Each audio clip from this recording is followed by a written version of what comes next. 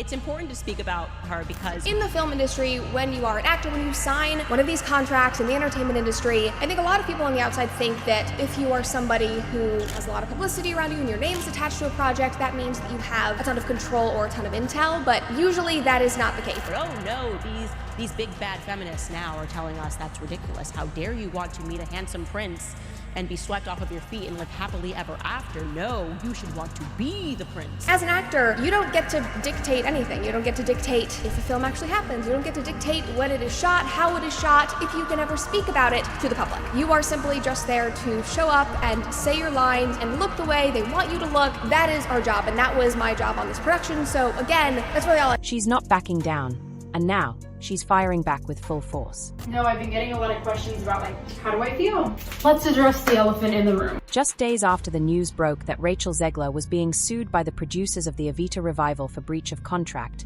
a shocking twist has completely flipped the narrative. According to explosive insider leaks, Rachel has now officially filed a countersuit. And what she's accusing the production of is far more dramatic than anyone expected. This isn't just damage control, it's all-out retaliation. I was gonna get taken out of context, and I know that at this point I can't really stop people from doing that because that's what my whole existence on the internet is just me being taken out of context and stuff, which is fine. That's what I signed up for, isn't it? So much ground that I never thought I would be able to cover, and that people think I'm doing poorly and other people think I'm doing gracefully, and I don't think I'm doing it at all. Multiple sources close to the case now claim that Rachel Zegler is alleging the Evita producers intentionally created a toxic work environment, leaked internal documents to tarnish her reputation, and, in her words, set her up to fail. The lawsuit, reportedly filed by her legal team in London, claims Rachel was the target of a calculated campaign to discredit her, one that began almost immediately after rehearsals started. And what's inside the countersuit? It's damning. What would you say to those who are just kind of overly critiquing the film at this point? You've worked so hard on it. I'm getting on across. Hold on. Here. Hold on. All right. Congrats, Rachel. The allegations include psychological pressure, public humiliation, rehearsal sabotage, and most shocking of all, claims that those now viral leaked notes calling her a nightmare were actually part of an internal smear campaign. A campaign designed to quietly push her out of the lead role without causing a PR disaster. The countersuit even accuses the production of violating their own confidentiality agreements, the very same rules they claim she broke by sharing backstage footage and private memos with select media outlets. Zegler has been labeled a PR nightmare, and we can see why. The Walt Disney Company seems to be trying to keep her totally hidden, as we haven't seen any interviews regarding Snow White since the controversy surfaced. Of course, people now are just waiting for her next slip-up. What other outrageous thing will she say? But I have a suspicion that Zegler is getting some serious brainwashing media training, so she can keep saying the same things. But now, Rachel wants more than just her role back. She wants vindication. She's demanding damages, and she wants the people pulling the strings behind the scenes to be exposed. This twist is rewriting the entire story. Up until now, Rachel Zegler had been painted as the chaotic lead, the diva, the meltdown, the liability. But this countersuit flips the script, casting her not as the villain but as the victim. And suddenly, those grainy rehearsal clips and leaked private notes seem a lot less innocent. Because if her version of events is true, this wasn't a clash of egos, it was a setup from day one. So how did we get here? How did a promising West End revival spiral into a double lawsuit that could destroy careers? Let's rewind. Because this storm didn't start in a courtroom, it started the moment Rachel Zegler walked through the stage door. When she's starring in it and she's the main character. Go ahead, Rob, play the clip. And to everyone who hates when I win, the winged victory came to the Louvre in pieces, and people still line up to see her. And I can only hope that despite my flaws, and despite my cracks and my breaks, and there are many of them, She's a great actress. that at every premiere and everything I do, people will wait in line to see. Wow.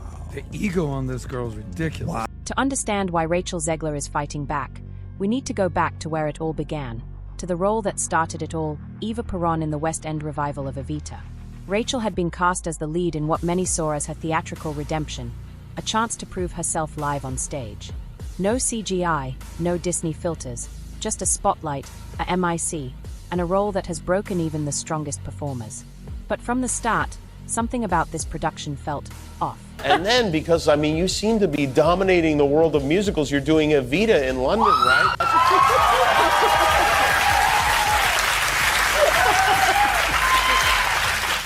Big Andrew Lloyd Webber fan right over there. Is that your dad whistling? Yeah. You guys see Stanley Tucci back there? That'll be fun, huh? It's gonna be the best time. It's my West End debut. I'm so excited. You've done a lot of Broadway. Yeah, well, yeah, I did Shakespeare for 20 weeks. I'm coming off of that right now. 20 weeks of Shakespeare. It's a lot. Do they say, like, the audiences in England are different than American audiences? I've heard they're more reserved, and I certainly didn't have a very reserved experience on Broadway. Oh, really? Yeah, we were in an 800-seat theater in the round, so you really are this close to your audience at times. And I'm with the biggest heartthrob. Within just weeks of rehearsals starting, whispers began to spread. Reports emerged that Rachel was arriving late, clashing with the creative team, and refusing direction. Some insiders claimed she argued with the choreographer, openly corrected castmates, and ignored blocking instructions entirely. At first, it seemed like the usual friction that comes with high-stakes theater. But then came the meltdown. What is it like for you now, having all of this? I think it's a lot of pressure, right? It's definitely a lot of pressure, but I surround myself with very good people who keep me grounded and try to just stay as true to myself as I possibly can. In one rehearsal, supposedly closed to the public, chaos erupted. Multiple witnesses say Rachel abruptly stopped mid-performance, threw a prop across the stage, and screamed at the director in front of the entire cast. Security was reportedly called. Rachel was quietly escorted from the building. It didn't take long for the footage to leak. Oh, I'm so sorry.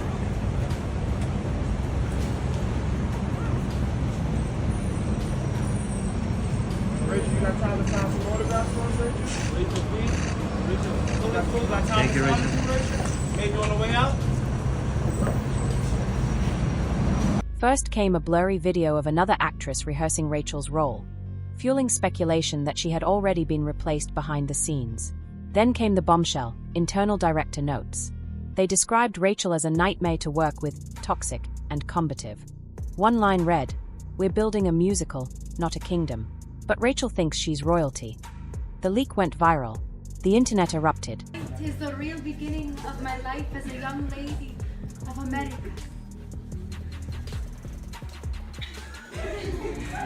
Of America. In an instant, Rachel was no longer just an actress facing a tough role. She was the problem. The producers didn't wait long to act. Within days, reports confirmed that they had filed a lawsuit against her for breach of contract, accusing her of damaging the show's reputation, violating professional conduct, and disrupting production to the point of financial loss. Fans were stunned. Even longtime supporters began to question her behavior. Had fame gone to her head? Was she truly impossible to work with? And then, silence. Things do not look good for Rachel Zegler and her acting career as we know it today. What do you think's gonna happen, girl? You are sending tweets, making posts, saying these things at events. You had a character to play. I'm sorry, but dividing people and making comments about half of our nation is not going to get people in the movie theaters to support you. Rachel vanished from the spotlight.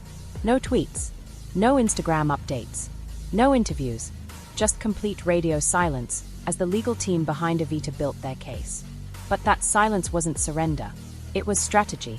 Because Rachel's countersuit didn't come out of nowhere. It had been brewing behind the scenes, waiting for the perfect moment to strike. And now that it's here, it's not just denying the producer's version of events, it's accusing them of something far worse. So what exactly is Rachel's legal team claiming? And why do they say she was never the problem? It's also really important to me that I share with you not only the really good, exciting moments, but also like the little blips where I just don't feel great. I think that's really important that you see me as a human being because I think a lot of people don't. So I don't know. I want that disclaimer. Rachel Zegler isn't just defending herself. She's going on the offensive. According to insiders familiar with the legal filing, her countersuit is a scathing takedown of the entire Evita production. It claims the producers created a hostile work environment and then deliberately turned her into a scapegoat. In short, Rachel says she didn't break down. She was broken, on purpose. The document reportedly lays out a disturbing timeline starting from Rachel's first week of rehearsals. She says she was met with dismissive attitudes, creative resistance, and, most notably, a consistent pattern of isolation. Her legal team says she raised early concerns about the show's direction, costume design, and staging choices, only to be ignored, mocked, or subtly pushed aside. One part of the filing accuses the director of intentionally excluding Rachel from creative discussions, while allowing other cast members, even those in supporting roles, to contribute freely. Another claim says notes were delivered to her in front of the entire cast, in what she describes as a deliberate attempt to humiliate her and undermine her professionalism. But the real bombshell? Rachel's lawyers allege that the infamous rehearsal footage and damning internal notes weren't leaked by accident. They claim those materials were deliberately released to the press to frame Rachel as unstable, disobedient, and unfit to lead the show. A source close to the suit put it bluntly. They baited her into reacting, then captured the fallout and leaked it. It's reputational sabotage, plain and simple. Even more disturbing is the allegation that Rachel was being shadow-replaced weeks before the infamous rehearsal meltdown. Understudies were reportedly rehearsing her scenes behind her back, even as she continued showing up for work. Her legal team also cites multiple communication breakdowns, claiming she was left off internal call sheets, excluded from major updates, and in one case, left waiting in a rehearsal room for over an hour, only to be told the scene had been rescheduled without her. She calls it psychological warfare, a campaign to push her to the edge. And it doesn't end there. Rachel's countersuit is reportedly seeking damages for breach of trust, emotional distress, and defamation. She's specifically accusing the producers of leaking confidential internal documents in an effort to destroy her reputation. According to the suit, Rachel wasn't out of control, she was under attack. Rachel says her feedback wasn't combative, it was confident. She was expressing creative input, not challenging authority. But according to her, that confidence was punished by a team that didn't want collaboration, they wanted obedience. It's a bold move, one no one saw coming. Up until now, Rachel Zegler had been painted as the villain of the story, the Hollywood diva who blew up rehearsals, got herself kicked out, and vanished under the weight of a lawsuit. But now, she's reframing everything. She's calling it a setup, a trap, a calculated takedown designed to protect the reputation of a production already crumbling from within. And the shocking part, it's working. The moment Rachel's countersuit went public, the entire narrative shifted. Fans began flipping. Media outlets started rethinking their headlines. And critics who once condemned her began asking the question that could change everything. What if she's been telling the truth all along? When news of the countersuit hit the internet, the story cracked wide open. Within hours, Twitter, TikTok, and Reddit transformed. Where people once mocked Rachel, now they were reconsidering everything. Some fans were stunned, others felt vindicated, and a wave of new creators joined the conversation, with one message: hold on, maybe she was right all along. TikTok was first to explode. Creators who had previously roasted Rachel's on-set meltdown began posting side-by-side comparisons, highlighting how other theater leads had faced backstage pressure without the same media backlash. One video titled "Hollywood Always Eats Outspoken Women Alive" racked up over 1.2 million views in under 48 hours. The comments were split. Some were still furious. Others were suddenly sympathetic. They made her look insane, one viewer wrote. This is giving Britney documentary energy, said another. Over on Twitter, things got even more chaotic. One viral tweet simply read, "So the notes were leaked to destroy her, and you all just ran with it." That tweet sparked a full-blown thread re-examining everything, from the leaked footage to the suspicious timing of the original lawsuit. People began asking real questions. Why was the video of Rachel's outburst filmed in the first place? And why did it just happen to leak days before she was reportedly removed? But with momentum came resistance. The backlash to the backlash arrived quickly. Not everyone's buying Rachel's side of the story. Some say the countersuit is just a distraction, a legal stunt to save face. Others argue it's too little, too late. She had weeks to speak up, one post said. Now she wants to cry setup. The divide is growing. Fan accounts that once supported her are going silent or switching sides. And as the internet rages on, one thing is clear. This isn't just a lawsuit anymore. It's a full-blown cultural reckoning, with careers, reputations, and truth itself hanging in the balance. Some fans are unfollowing her. Others are defending her like never before. But one thing is clear. The internet has officially entered whiplash mode, where everyone is suddenly rethinking everything they thought they knew. And that uncertainty, it's like jet fuel, driving more content, more chaos, and more conversation. And while the internet explodes, the industry is watching, in real time. Behind the curtain, the chaos is just as loud. Sources say the Evita production team was blindsided by Rachel Zegler's countersuit. Insiders claim the original lawsuit was supposed to be quiet, a quick breach of contract, a clean exit, and everyone moves on. But instead of fading out, the entire situation has detonated. And now, Rachel Zegler isn't just defending her name, she's taking the entire creative team to court with her. Producers who once believed she'd buckle under pressure are reportedly panicking. One anonymous crew member told a UK tabloid, "We thought she was done. We didn't expect her to come back swinging like this." Even within the West End scene, there's unease. A respected London casting agent told reporters, "I've worked on shows with worse drama than this. But this one's different, this one's public." Behind the scenes, insiders say the industry is now divided, between those who believe Rachel's countersuit is a career-ending mistake and those who quietly believe she might actually have a case. And it's not just London watching. There are whispers that Disney is quietly monitoring the fallout, concerned about the ripple effect this could have on the Snow White press tour and Rachel's long-term brand. Because while this legal battle is happening in the West End, its shadow stretches all the way to Hollywood.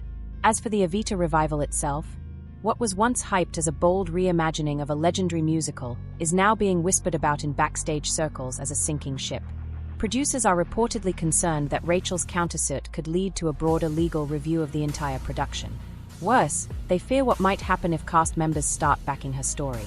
Because once people start choosing sides, not just privately, but on record, there's no controlling the narrative. This legal war is no longer just about reputations. It's threatening to take down the entire show. According to multiple sources, Evita rehearsals have either been paused or drastically scaled back. One person close to the cast put it bluntly, "Morale is dead. No one knows what's going on. We don't even know who's in charge anymore." Some ensemble members are now quietly preparing for cancellation, fearing the revival may never make it to opening night. And with Rachel Zegler's countersuit throwing gasoline on an already raging PR fire, the future of Evita is hanging by a thread. But now, no one's talking. Everything is hush-hush. And behind the scenes, there's a growing fear no one wants to be the next name leaked. Ticket sales, once promising, are now reportedly stalling. The new lead may be in the spotlight, but she's stepped into a role that feels cursed, not career-defining. Even the sponsors are backing away. A major brand that was set to headline the premiere, they've suspended their involvement, waiting to see where this legal mess lands. Translation: they don't want to touch this story, not until it's safe. Internally, one producer allegedly summed it all up in a single word: radioactive. And if this legal battle drags on, the damage may stretch far beyond Rachel Zegler. Because in theater, when a show becomes known for scandal, not story, it's not just one actor who suffers. The whole production goes down with it. Evita was supposed to be Rachel Zegler's redemption arc. Now, it's a courtroom saga, one unfolding in front of the entire world. Rachel isn't the actress being sued anymore. She's the one firing back. Loudly, legally, and with receipts. Her countersuit didn't just shift the tone, it shattered it. The narrative has flipped. Producers were caught off guard. And now, a full-on legal war is burning through the theater world. The girl they called a nightmare, she's turning their words into ammunition. According to her legal team, this wasn't just a PR misunderstanding.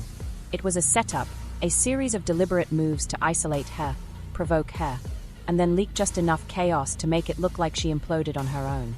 But her lawyers are painting a very different picture. One where Rachel wasn't a diva.